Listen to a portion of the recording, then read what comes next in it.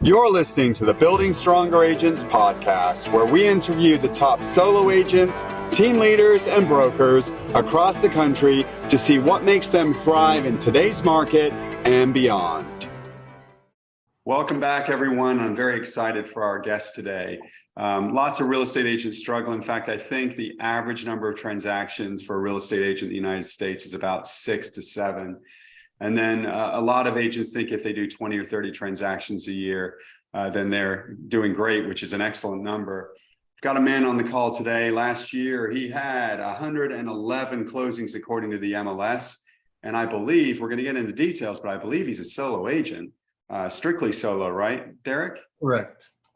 So this guy has been in the business for a short period of time, selling 111 homes a year.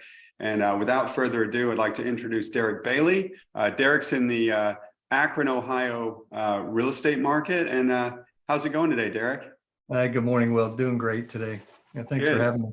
Oh, you're welcome. So before we get started, tell us about yourself. How did you get into real estate? What got you here? Tell us about your business. We'd love to hear your bio. Thank you. Yeah, so a little backstory. I was in manufacturing for, my goodness, 25 years, I think, maybe longer, somewhere in there. It was great. Made a lot of money, learned a lot from business and people, but did real estate on the side, had some rentals, did a lot of flips, had a small little LLC real estate company to buy and sell our flips. So I always knew real estate was going to be where I landed. Thought maybe it was going to be my retirement gig. But at 55 years old, back in 2018, or 2017, 2018 is when I changed. But I remember very vividly thinking, this is not fun anymore, right? Mm-hmm. So here I am working in manufacturing, which again has been really good to me. But making everybody else a lot of money and not having any fun. So January of 2018 is when I made the switch to full-time real estate. So that's excellent. Yeah, a lot of fun. Wish I'd have did 5 years ago. Yep. So did you start off as a team? I mean, how did you get into the business in 2018? How did you get traction? What did you do? Yeah, great. So yeah, I did. I started out on a team. I was a listing agent only. So 2018, I really didn't go out in the field until I think it was the day after Memorial Day. So essentially 6 months, 7 months, doing listings only, and closed 25 homes my first year, my first 6 months doing listings only. 2019 full year, I sold 84 homes. Again, quickly realized I was doing a lot of work and making everybody else a lot of money. Got it. And so decided to go out on my own. Being in business for so long, I'm also on the local school board. I have 8 children, so I have a lot of connections, a lot of people that I've interacted with over time. And so big sphere of influence. And so I wanted to go out on my own and control my own destiny. And so I did in 2020, actually, right in the middle of the pandemic. July of 2020, I am now, since then, been on my own, no team. I do have a closing coordinator, but no team, just a single agent. Now, did the shutdown in 2020, was that part of the decision since you were at home by yourself anyway, and you guys couldn't have, or did you guys have team meetings weekly? Yeah, we still did. Yeah, sure. No, the pandemic or the shutdown really didn't have anything to do with my decision. You were just looking at the numbers and how much you were handing away. Exactly right. Yep. Got it. So I did I snooped around a bit. I see that you had, according to the MLS in 2022, you had 74 listing. He has an envious balance, 74 listings and 35 buyers. That's a 75% balance. We strive to get 50-50. A lot of real estate agents are flipped the other way, 35% listings and 74% buyers, or even higher on the buyer side, which is very hard to sustain. But how do you get 74 listings in a year, 5 years in? Do you have any, I hate to use the word systems because that never makes any sense to me, but How did you get 74 listings? How is that broken down? Phew, yeah, systems, what are they, right? As I anticipating this conversation this morning, right? I'm thinking, how could I teach someone to do what I do? And it's really, you and I kind of talked about it, before we started here, but first of all, being in business, I totally understand P&Ls, bottom lines, what it takes from a big financial transaction, which obviously your home is the biggest. And then I've been blessed to be in business to know really it's about people. And so I work with a lot of investors. They trust me to handle their transactions because I live their life that they're living with rentals and flips. I flipped, I don't know how many homes, a lot over the years. Mm-hmm. And so I, it's more than just sticking a sign in the yard and saying, hey, let me sell your house and hope somebody sells it for you, right? Yeah, of course. It's adding so much value to their transaction, to gaining their trust. And I don't know that that's a real answer as far as systems go. Listings, I love listings. I'm really, really good at listing appointments. I understand, what they're looking for. I ask a ton of questions. And so, it's more than, I'm not a sales guy. Right. I'm not a convincer. I'm not going to go and I remember a conversation where I went on a listing appointment. I think 2 of them to the same person, right? I went back, and the second time I was there, he said, hey, there was a competitor's paperwork on the counter. I think he left it out accidentally on purpose, right? And so Right. of course I just brought it up, the elephant in the room, and said, hey, I see you're talking to somebody else, well, why would, what can I do to earn your trust? And it was all about commission for him. And he said, man, I'd really, really love to go with you. I think you have a better strategy. You've done your research, which I do a lot of. I love data. He said, but they'll do it for 4%. And I said, it sounds like you should go with them. And he about fell off his chair, right? He's like, what? I said, no, I think you should go with them. If in fact, that's what you're looking for is commission, then I'm not the guy for you. I offer a lot of value. And I do, and that's not arrogant, as you know, right? Mm-hmm. So, I love people. I really do. Again, that I think that sounds cliche-ish a little bit, but I really do. I understand 100% it's about people. And so, for some reason, I've been able to earn their trust and have been very successful. And then, of course, referrals, they tell their friends, right? And word gets around. So. Very important. So are you saying that most of those 74 are predominantly investors who buy and sell properties? Boy, you know what? I don't know that I've ever done the math on those. I would say my gut tells me it's maybe 50%. Okay. I'd have to do the numbers for you, Will, but And then there's the a other lot. 50%, the other 50% is just like normal people calling you just to sell their home. Absolutely. Referrals. I do get some either Zillow or Realtor.com leads through Overflow. But yeah, I mean, I do the numbers. I got a call yesterday from a client that's really not even a client yet. So I had a listing. I got a call from this person looking for this listing. We made a connection. This has now been probably 1.5 years, 2 years. We've stayed in contact. She's still looking. I'm going to sell their house when it comes time, when they find a house. She called me to refer me to one of her friends that I've not even helped her yet, other than I've added value to her. I'm not a sales guy, right? I'm just trying to help meet the need that they have, and I'm there to offer value. And so now I'm going on an appointment today, referred from somebody that they're not even a client yet. But Wow, that's great. Yeah, that happens frequently. So when you're talking about working with investors, and so many of them are completely, I mean, the whole reason they do it isn't because they love homes. It's because it's a way for them to make large chunks of money potentially, if they buy it right and sell it right. But just so that people don't listen to this and fall asleep going value, value, value, specifically, what are you doing for an investor to get their eye off the commission ball and go, I need to have Derrick in my world? Because really you have to create that Otherwise, they're not going to work with you. What is it that you're doing? Like, what does this value look like? Yeah, great question. So what's today? Thursday. So Tuesday, and this happens frequently. I'm actually on their active search team, we'll call it, for lack of a better word, right? So I'm helping them find properties at the same time. Tuesday, I set up showings for an investor client in the Akron area. Mm-hmm. And I went on the show. He didn't even go, right? So I'm providing for him. Look, here's the ARV. Here's what you're going to have to do. See, I've flipped so many homes. I don't know, maybe the number's 50. I'd have to go back and look over the years. Right? I understand what sells. I understand what's important to rehab, what's not important to rehab. Don't overspend, right? Do the right things. So I set up these listing appointments. I go on them myself.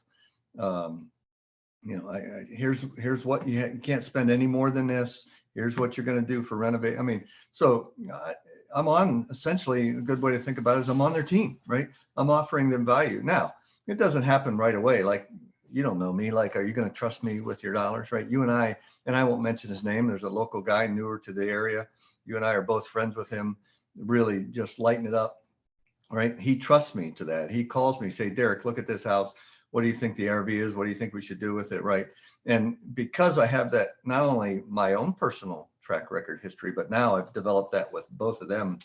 They're very confident. We wrote 2 offers the other day from the 2 showings, right? And the guy wasn't even there. So a lot of value in understanding the market, doing a lot of research, talking about what's important renovation wise. What are we going to sell? Investors make mistakes when they buy the house, not when they sell it, right? Yeah, you make your money on the purchase. You make your money on the purchase. So you got to know. But what you really got to know is, what are you going to sell it for? Right. And then you work your numbers backwards, right? And I'm not a blow smoke kind of guy. I'm, if anything, I'm the other way. I'm probably overly conservative. If you have an investor that says, and you know this, there's a lot of people out there that overinflate the ARV and try to sell, hey, you could buy this home for 100 and sell it for 350, right? That just doesn't happen. Right. And I'm not that guy. So I probably, to be fair, have left some deals on the table because I was overly honest and just said, look, don't buy this house, right? This is what, so I have I don't chase commissions, again, it's about people. So that makes sense. Of course it does to me. I mean, I've run my business the same way. I haven't had the relationships with investors, but at the end of the day, our relationships are the currency of our real estate business. And anyone who sells homes on a high level says the same stuff as you. I mean, there's not very many high level transactional agents. As you're burning through these transactions and the humans behind them, then you're leaving this path of destruction. And people are much more apt to say, don't use Derrick, than they're going to say, use Derrick. They're much more apt to give you a bad review than they will give you a great review, even if they think you're amazing. So it's especially in this day and age, because everything is so transparent and we're so exposed in the ways that people can get back at us online if they don't get what they want. So it's very important to do what you say what you do, and like you said, provide value. So are you just looking in the multiple listing service? First of all, tell us, for those who don't know what you're talking about, I know what the answer is, but tell us what ARV stands for. After renovation value. There you go. So I didn't want someone to have to Google it. It's not, yeah. So anyway, are you looking at just listed properties, or do you have some systems in place, or do you have some places you look to find off-market properties? So not just the MLS. So yes, and yes, right? I auction, I mean, I'll just reveal it all. There's no secret, right? Auction.com, share sales, Hubzoo, wholesalers. I mean, the answer is yes to all of those. The MLS, right? Expireds. I mean, just, you got to turn over every rock. So the value that you're providing, that I'm getting from this, that you're providing these investors, at the forefront, you have to provide them product, because that's the one thing especially in the market, you were able to sell 110 sides. And I'm sure some of those you were the listing and the selling agent. you were able to do that in an incredibly fast-paced market where you've got a lot of competition, people fighting for the rose, like on Bachelor, where they're just trying to, it's a competition, it's a race to see who can get their offer accepted, and you were still able to pull all that together, and I think it's remarkable. So you're where you create real value, and anyone who's listening to this, you have to go out of your way to look for inventory and then take the next step and make sure that you're not presenting them with properties that aren't going to make sense. They at least have to fit into the window that they're looking for. And if you do that, they're never going to leave you on the sidelines, because you're the golden goose as far as they're concerned. And then you can build trust and create other values, such as, what you need to put into this house, having access to contractors, being able to see around corners and see potential repairs that could really cut into their profits later. Am I right? Oh, it reminded me of something that I learned early on in my manufacturing business, working with a lot of Fortune 500 companies. And here we are, my last company, I was the CEO. We were 27 employees. I often tell the story, and we'll take a little side road here just because it's a fun story. Oh, that's great. I love stories. Yeah. So US Open tennis, Flushing Meadows, New York. The men's final is always on a Sunday. If it rains on a Sunday, they lose millions of dollars, because the finals now the next day, and nobody watches on Monday, right? Right. Yeah. So they contracted a company out of Alliance to build a retractable roof. Oh. And so the company came to us, because I was doing plating, chrome and nickel plating, to help them with their plating solutions. Well, a couple meetings later, we ended up, because of my manufacturing background, we designed and built 16 of the cylinders. So here we are, a little company in Canton, Ohio, 27 employees that does plating, now providing 16 cylinders from start to finish that open and close the retractable roof on Flushing Meadows, New York, right? Crazy story, right? Wow. But here's what I say is that when you offer solutions, you get to sit at the front of the table, right? And so the same is true, right? When you offer more than just a transaction, I'm offering you a solution. And sometimes the answer is, again, like I told the other guy, you should go with the other person. I'm not your guy, right? And that's how I am even now. I'm not transactional. It's like, don't buy that house, right? I could have told him to buy that house and I would have made money, but I didn't do that. That's just not my character. That's not what I do. And so when you offer solutions in any business, in any relationship, right? When you offer value, you get to sit at the front of the table. And that happens in real estate every day, right? My phone rings all the time because people need a solution, right? It's more than just, hey, they can find a lot of people to buy or sell a house with. And sometimes that happens, to be fair. As you said, there's a lot of competition. So some agents on the buy side have connections that I didn't get. I don't have it. And so they'll bring those houses to my clients and my clients will buy them. Yeah. But I sell them because they understand the value. And so. No, 100%. And basically you're talking about basic sales is asking enough questions, determining what the pain is, and then knowing enough to be able to exaggerate that pain and then provide a solution to make it go away. Yeah. It's interesting. I don't know if everyone knows the golden rule, right? Mm-hmm. I don't think anyone, or not many people, know the platinum rule. What is the platinum rule? So the golden rule is, right, do unto others as you would have them do unto you, right? That sounds great. Of course. The platinum rule is do unto others as they would have them do unto them. Like, what if they don't like what I want it done unto me, right? So do unto others as you would have them do unto you. What if that's not who they are? That's not their pain point, right? That's not what they're expecting. So the platinum rule is, look, it's not about me, right? So, and I really do think through that a lot, I wouldn't do whatever, but it's not. So do unto others as they would have them do unto them. Right? You've got to figure out what it is that they want. What is, right? And you can't do that without asking questions. Correct. I think we skip so much because we try to get to the transaction, just sign here. And, my wife and I have this conversation all the time because, I've sold, geez, $7,500 homes, right? Right. I've sold, and she's like, wow, like, you showed that home like, the answer is yes. Like, I, I, I'm not transactional, right? So, and somehow, clearly it's all working out, right? It has my whole career, no matter what. So, yeah. Right. Exactly.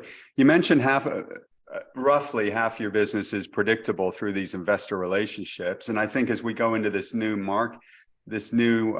balanced market that I've seen, I mean, 6 different shifts, I think, in my career, but it's just going to be normalized. That's all. Correct. But whenever we normalize, we're going to lose a lot of real estate agents. And for anyone who's concerned about this 2023, unfortunately, the reality of it is whenever you have a dip in the number of sales, it impacts the average realtor is only selling 6 or 7 homes a year. And if they're doing that and they're depending on it for their full-time career, they're going to then the number of agents leaves that is disproportionately high to the number of transactions.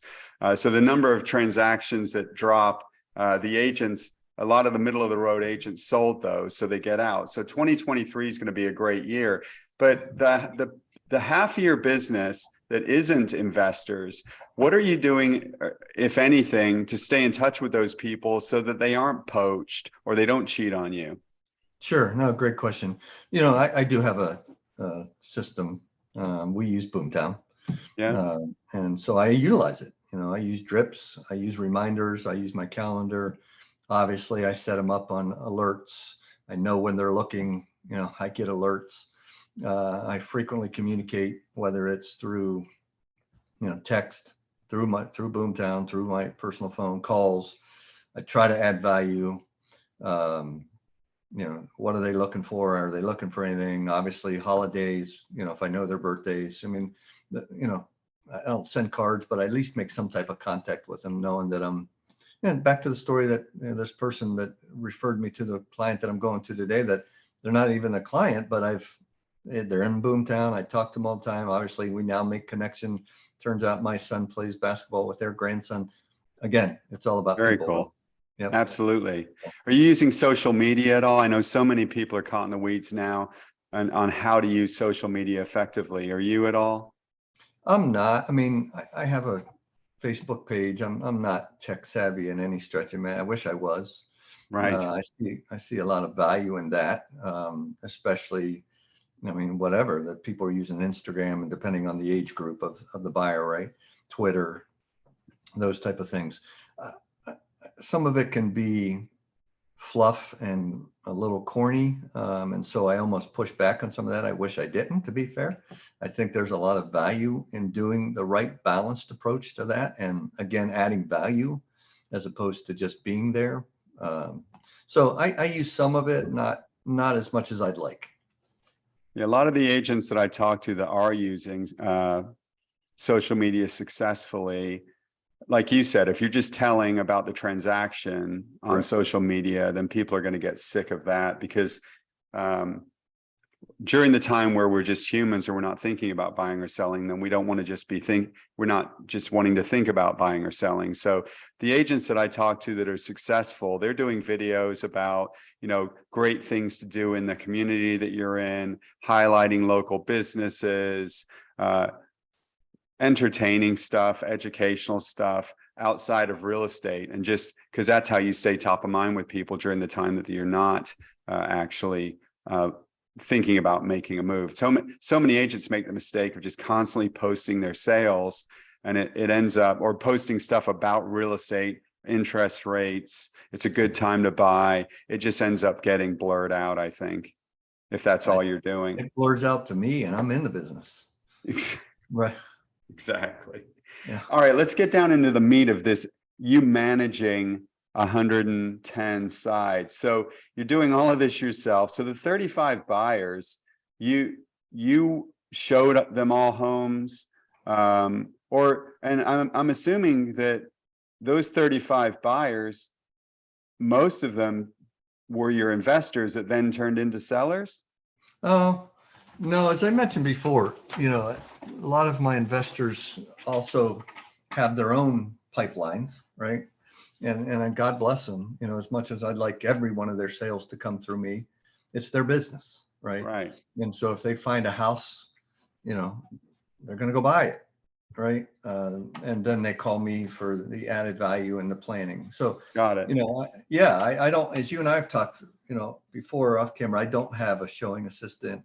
I don't have, I show every one of I have, a few showings today, doing a walkthrough today for a buyer, right? And so that's all me. Literally, I have a closing coordinator, closing agent, right, that handles the, dotting the I's and crossing the T's, and she's a rock star.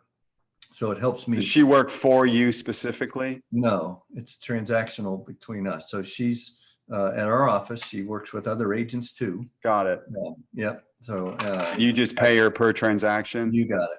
Got it. Correct. So how do you stay efficient with all of this other prospecting that you're doing for your investor clients and other stuff to generate those 70 plus listings? Now you got to do it all again. How do you stay efficient with your buyers? Do you have anything in place that you do every time to make sure that expectations are set, boundaries are set, so that you're keeping them happy? And because when you're selling that many homes, especially in the market we just came off of before June or July, if you didn't get out there right then they're going to miss out. What were you doing to solve that problem? Asking a lot of questions, right? And it really is trying to, because it's wasting their time too, right? Right. And again, I keep saying adding value. I had a conversation yesterday, and I like Zillow. Everyone uses Zillow, so we got to talk about it, right? But are they actually getting serviced as much as they can by my website? And so I try to get them over to my platform, right? There you and go. Telling the value of why they should be on mine. Obviously, it connects them to me even better, right? Instead of, and it happens to all of us, right? Where, oh man, I didn't even know I hit the request tour on Zillow. God. Right? That dreadful blue button. You got it, right? And so they somehow get connected, and so trying to force them is the wrong word. Trying to show them and get them onto my encourage, show them why they should be on mine, tell the story that's important to them. That's been a really big help to me. Then I can see, and I can see with Zillow too, if they're a Zillow agent, right? They send you that email, new buyer activity type stuff, right? But not anywhere as much as the information and data that I have if I can get them on my platform. How were you, because a lot of people can't fathom selling 110 homes in a year. How are you showing the house, then writing the offer and negotiating the offer? Do you just, are you working? What kind of hours a week are you working to do this? So yeah, it's a lot some days. I want to be fair and honest, right? It's a lot of work, right. Which is why I think a lot of agents don't do it. It's that's not the reason they don't. They don't do it because they don't stick with things. It's the same reason that most of us don't have six-pack abs. It's not fair point. Not because we don't know what to do. You're right. I do say this, and man, I almost hesitate. It sounds cliché, but so I'll tell you the story. I'm driving down 619 on a Sunday morning. I remember the day well. Heading to a listing appointment at 7 a.m. in the morning on a Sunday morning, right? Yikes. Because that's what time was important for my client. Yeah. And I happened to be driving just because it was nice out, a friend's convertible. So I'm heading down 619. The sun's coming up. 7 in the morning, and I literally said out loud, I can't believe I get paid to do this. Right. Right. And that's really how I feel. I just can't believe I get paid to show houses, to sell houses, I love negotiating. I did it in manufacturing with, again, a lot of companies. So negotiating is not something that, we think it is, where you're beating, back and forth each other. Right. And, you're going to, it's not, it's finding out, you said it, what's important, what are the pain points, how can I ask the same question a different way and really kind of figure out what's important to the buyer or the seller, right? It's more than just price. Telling the story about, so I have a client that's incarcerated. We'll just say it. That's all I need to say. will be getting out. And so I'm out finding him a house. Oh, Uh, wow. and so, limited access to technology as far as he's concerned. Um, and so I showed him probably 12 houses, except I showed him, so he didn't go to any of them. Obviously. So either through pictures or through my website, he was able to access that every now and then. So trying to get the contract signed, if you can imagine that, right? And Does he have then access to email? I'm just curious. sometimes, but he can't access .loop. It Right. filters the system where he's at. So it's, as you can imagine, they have a lot of controls there, right? So we won't get into the details of how it happened, but we put an offer in. Then he had some legal issues we had to clarify, but I wasn't going to tell the agent that. It's not my, Right. I can now, although there's no names, but we're through all that. And we're getting the contract signed on the other side today. Wow. So the answer is yes, again, right? I mean, so I go through all these houses. It's a $90,000 house. Like it's not transactional to me, right? Is I he mean, paying cash? Yes. Was Yeah. the prison, I'm just curious, were they cooperative with you? Are they empathetic to the fact that he is getting out? So are they helping him out that way? Some of them are, Okay. right? I mean, as So far as your access to him is what I mean. yeah, no, I got you. Yeah, yes, let's put it that way, right? That's So it's a good. challenging, it's not, That's a heck of a story, especially when it closes. oh, it's a crazy story, right? And here's the other thing I'm doing. And Wow. again, I've never had that happen. he needs carpet, right? He can't do that. I'm going to do that for him, right? I have, it's another value that I add. I have a lot of, as you do, we've all, it's been in business so long, carpet people and plumbers. And so they will put the carpet in.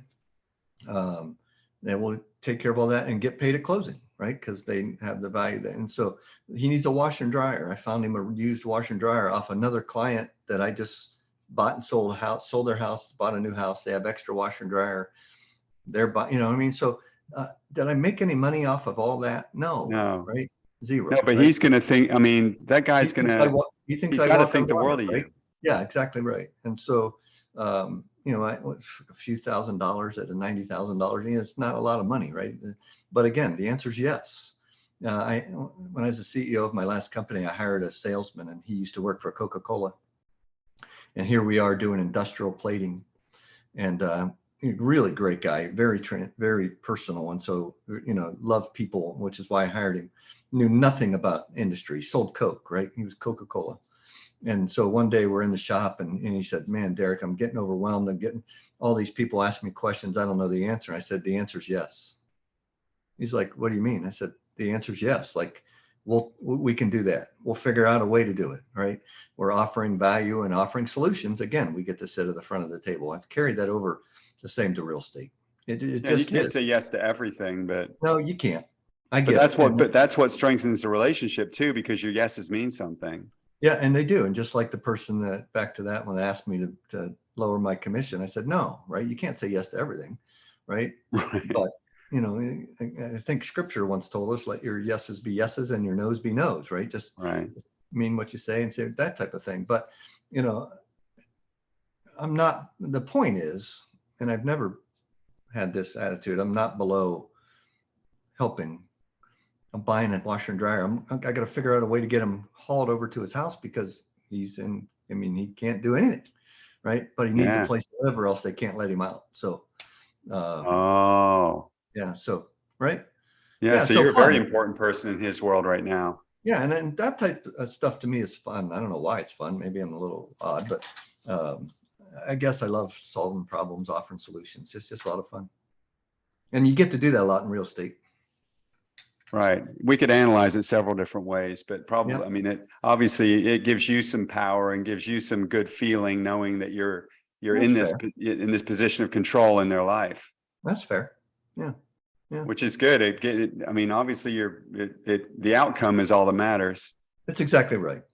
100%. Mm-hmm. Yeah. So we're going to wrap this up pretty I soon. think that was a long answer to your question, is how do I manage that time, right? we all trade something in our lives, right? Right. You know, whether it's time or now. I have 8 children, and we didn't get that far Right. yet, right? But 3 grandchildren. I've never missed a game. I've never missed. I coach my son's AAU basketball team, right? Wow. I have property in Carolina. We went there, I don't know, 3 or 4 times last year, right? So That's great. I'm not like tied to my phone, right? There's a lot of planning, and there's a lot of, I don't watch a lot of TV, right? I don't, you know, I get up at 6:30 and help my son, and then I'm working, right? Right. I take my dog for a walk every day, right? So it's not, I'm not married to this, but I am very disciplined. I call everybody back. I set a policy at my last company, and I try to do it now, that no matter who calls us, we call them back within an hour, even if we don't know the answer, because there's nothing more frustrating, right? You've all been there. Oh, Right. trust me. Yeah. Right. Our whole Somebody, worlds revolve around this one little thing right here. oh, it's crazy, right? And then when you do get a hold of them, they say, "Oh, I was just getting ready to call you." No, you weren't, right? You weren't Right. at all. Yeah. So I just call people. I answer my phone all the time. You know, I call them back even if I don't know the answer, right? So Right. That's a yeah. lot to do with our age, but regardless of age, I met a 18-year-old real estate agent. He started in July. He graduated from high school in June and got his real estate license in July. He's already sold 7 houses. Oh, good for He's him. That's 18. awesome. So I reached out to him because I saw him on social media, because I got in the business when I was 19. And I said, do not try to text your way to success. It doesn't, technology, it's still a belly to belly business. That's great. And you're not going to be selling houses via text. I don't care who you are, or you can argue with me all day long. You may be doing it, but you're not selling very many homes. You need to be talking to people on the phone, having conversations, and that's what you need to do that. But you just said that you're very disciplined. What is do you have some structure to your day so that you're able to do what you want to do, and you've got your non-negotiables? What's the structure to your day? It's interesting. So time blocking, that was a big thing when I first got in it, right? Everyone says it, and geez, I don't do that. Right. Every day is different for me, more than any. So they say, how do you balance that, right? What is work-life balance? It's being where you're at, right? It's not, I shut my phone off at a certain time, or, it's, if I'm working, I'm working, right? If I'm family, I'm family. That's a hard one to do. That is a hard one to do. I have a tough time being present myself. And be where your feet are, and it's easy to say, hard to do, right? But that's really, to me, the key. I work hard a lot. I enjoy it. It lights me up. But when I'm not doing it, right? I'm at my son's basketball game on Tuesday night. I'm playing cards with my family last night. I'm walking my dog so work-life balance is not a structure to me anyways. People do it differently. Everyone's different. Right. I don't wake up and say, okay, from 8 to 9, I'm going to make phone calls, or, yesterday morning, I was, this is crazy, but this is what I do. I shocked a well for a buyer yesterday morning. I did it at 8 a.m. Oh my goodness. Right. So at 8 a.m. I'm in Atwater shocking a well for a buyer at, what time was it? 10 a.m. I'm in Bolivar at a listing appointment. Right. And You're a machine. Right. So it's fun to me. It's weird, but whatever I got to do to get that, help this client get the transaction closed, get him this particular one happens to be a buyer that was referred. I helped his parents buy multiple homes and sell multiple homes. And again, they're now becoming investors. Now I'm helping the daughter and son-in-law. Right. And so, but again, it's an $85,000 house. Like, I'm not going to make a lot of money, but I'm driving to Atwater to shock the well. Right. Right. Because we have a timeline and we need to get done. And so I don't have a daily structure where I can't do that. I'm making phone calls. Well, I had to go do that. Right. Yeah. The answer is yes. How do you get the rest of your stuff done then? Or do you just let your 24 hours take care of itself. I really do. I mean, so I obviously understand the balance of, I got to stay connected, right? I don't do it every day, but I do it every week, right? And every client's different. Some people need a lot of interaction, some people don't, right? Right, exactly. You try to learn that.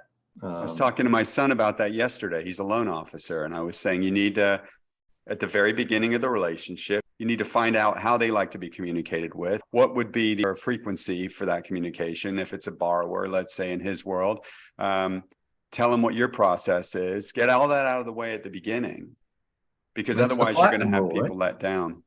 It's the platinum rule, right? How do they want to be treated, right? What's important to them, right? Because some people, we've got a client right now, and he was saying, well, I was calling them every week and giving an update. Well, that wasn't enough for them. So you could have found that out at the beginning, what was important. You could have told them what you do, and now you would have protected yourself, because if they come back now and say, well, it's not been enough, you could say, well, at the beginning, I said I would call you every Friday, which I've done. If you wanted more than that, you have an obligation to tell me that, and not just be upset later. That's fair. So it's about setting expectations and boundaries at the very beginning, so that you create the outcome of having a happy client. I like to ask questions. One way for your son to do that, right, is like, let me ask you this question, help me out with it, right? And what you just said, except putting it back on a question so that they can answer the right way and say, well, yeah, you're right, I didn't tell you, right? So and it's not like you're trying to give them an "I told you so" moment. That's exactly right. We've got a business relationship here, and I'm coming from a good place. I told you how often I would communicate with you, and now you're saying that wasn't enough. And you could have easily said that then, and I would have called you every day if you wanted. Yeah. Now, something when I first got started in real estate, we had an inside sales manager. She was really good. It's something she said, which I use often, is that when you're talking with clients, you got to protect their okayness, which sounds just terrible English, right? But it makes sense, 100% right? 100% true. Oh my gosh, right? And you could do it in a way that still, I mean, people worry about being right. Like nobody cares who's right, right? So let's get through whatever relationship we have, but protect their okayness. It's okay. Right? Don't make it like I told you so, or you're wrong. I mean, that's not good.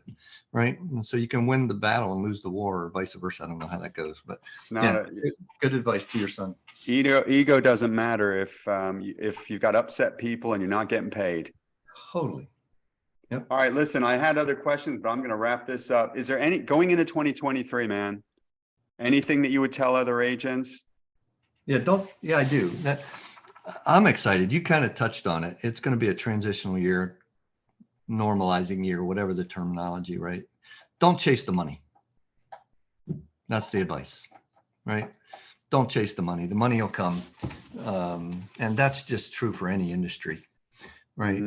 Work your tail off, love people, be honest, and the money will come. Have as many conversations in a day as you can.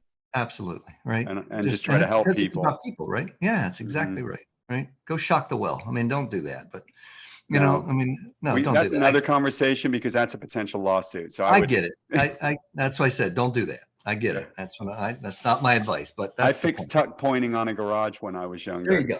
Yeah, there you go. I get it. Right. Yeah. Well, what do they want? They want a clean water sample. They don't care who shot, right? That's what they want. Yeah. Right. Let's get there. Right. So, yep. But so work hard and have fun. What would you like to see for yourself this year? So you asked before, I think, right? What's my goal? And people ask me that, and I don't have one. That seems odd to me, even saying it out loud, right? Not a goal in terms of numbers, but are there any change? I'm sure that there's some things looking back that you're going to do differently as you keep tightening this thing up to make it more efficient and not end up hating it in 5 years. Yeah. So you and I had a conversation. Do I, 111, that's a lot, right? I mean, that's crazy. I tell people that sometimes they look at me like I got one eye, like how, right? Like, and some days it's overwhelming, to be fair, right? And so you and I talked about a possible showing agent, right? Right. Making that part of my life more efficient and being more of a, so we'll see. I mean, I am pushing back on that just because part of me just likes doing it. The other part is, who do I trust, right? But that's something I do understand. If I'm going to keep growing, I do have to transition and think through. I saw in 2010, I've changed my business since then, but 2010, I sold 110 homes myself. The difference was, and I only had Rebecca, my showing agent. The biggest time drain in our business, and people don't care about who opens the door for them. If you've got a good person and you're tied together with them like a doctor's office, I completely eliminated all of the hours of showing homes, and I was still writing the offers. I was still going to the home inspection. I would still go to the walkthrough, but she showed homes at night and on the weekends. And I made my listing appointments Tuesdays and Thursdays. I didn't have to show homes the other nights or on the weekends. She solved that problem for me. She's been with me ever since. And I haven't had any pushback from a client ever. And I got about 10 hours a week of my life back. No, you and I have had a conversation, and it makes a lot of sense. Yeah, there's no compromise there whatsoever. I've had a showing agent since 1997. Yeah. I've had it with my wife. I've had it with, I'm vetting out a few people that I'm thinking about for that role. So definitely, if I'm transitioning anything in 23, that's probably that should be it. Yeah, because then we can still do those 35 buyer transactions, have them just as happy, but you didn't have to. You could eliminate some of those tasks. And I love listings. I really do. I mean, it's fun. Oh no, you've got that nailed. Oh, I love it. That's great. Insane. If 74 I go on a listings. listing appointment, I'm probably getting it. I mean, and it's not arrogant. No, that's confidence. That I do a lot of research. I ask a lot of questions, know what your house is worth. I mean, so that part's fun. And so if I did more listings, that would be amazing. I mean, 74. You already have the perfect business. I mean, in terms of the balance and because this is your 5th year, you're going to make change. You'll end up doing that much or more, but then you're going to end up changing it up a bit so that you can trust a couple of humans or one human to help you work at a high level all the time. I trust my closing coordinator, which is amazing because that's huge, right? So I know I can get there, and I have had to try. I've had 27 employees working for me, right? I had to trust people, right? And so I get it, and the theory is right. So it's just a mindset that I got to, change a little bit on my own business. Yeah. Listen, man, I really appreciate your being present with me this morning. Thank you so much. I hope agents will listen to this and it's going to give them hope. Unfortunately, they're going to listen to this, and you're the supermodel that doesn't go to the gym and eats pizza 4 days a week, and they're like, oh, I thought you had to, but right. That's right. At the end of the day, what you've basically said is pick your niche.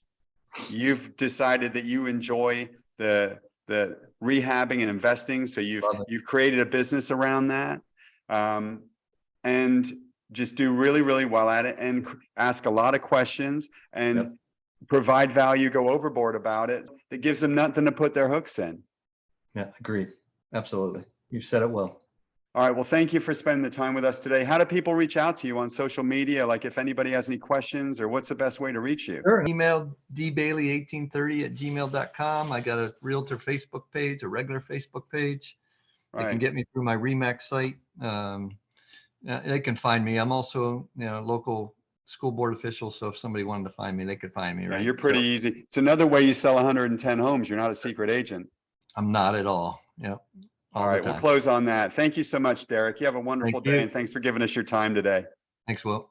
Thank you for listening to this episode of the Building Stronger Agents podcast. If you like this episode, please give us a 5-star review and share our podcast with your friends.